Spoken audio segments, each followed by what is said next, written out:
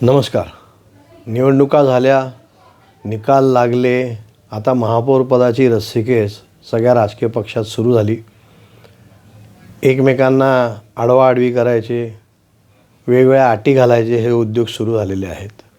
जी आपली वृत्ती आडवाआडवी करायची आणि आपल्याला काय पाहिजे ते पदरात पाडून घ्यायचं, हे सगळेच राजकीय पक्ष करत असतात. ही मजा सुरू झाली, ही धमाल सुरू झालेली आहे आता. असो, परवा मी व्हिडिओ टाकल्यानंतर माझ्या काही परिचितांचे मला मेसेजेस आले. त्यांनी सांगितले की त्यांच्या प्रभागामध्ये अजूनही जी लोक हयात नाही आहेत त्यांची नावं मतदार यादीमध्ये वर्षानुवर्ष तशीच आहेत. तसेच जे लोक आपला पत्ता सोडून दुसरीकडे राहायला गेलेत त्यांची पण नावं त्या मतदार यादीमध्ये आहेत. दुबार नावं पण भरपूर ठिकाणी आहेत.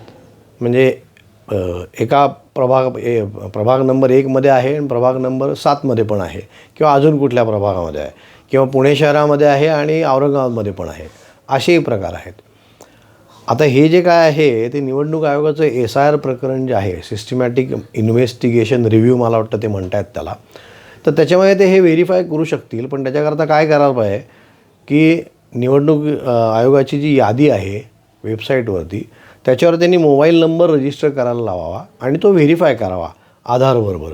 जसं आपण बँकेमध्ये पॅन कार्ड आणि आधार लिंक करतो आणि OTP पाठवतो, आणि हे सगळीकडेच होतं. आता तुमची ओळख सिद्ध करण्याकरता हे व्हेरिफिकेशन बऱ्याच संस्था करतात, सरकारी संस्था पण करतात हे व्हेरिफिकेशन. तसं निवडणूक आयोग का करत नाही समजत नाही.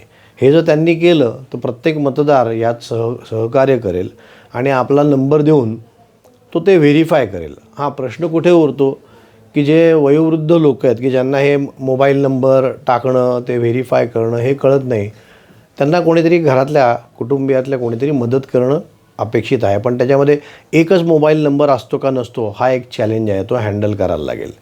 पण हे करता येणं शक्य आहे. ते का करत नाही निवडणूक आयोग माहीत नाही, कारण त्याच्यामुळे त्यांची तशी इच्छाशक्ती पाहिजे. हे मी का म्हणतो आहे, कारण 15 तारखेला मतदानाच्या दिवशी एक मोठं वाक्य एका मोठ्या नेत्याकडनं ऐकायला मिळालं.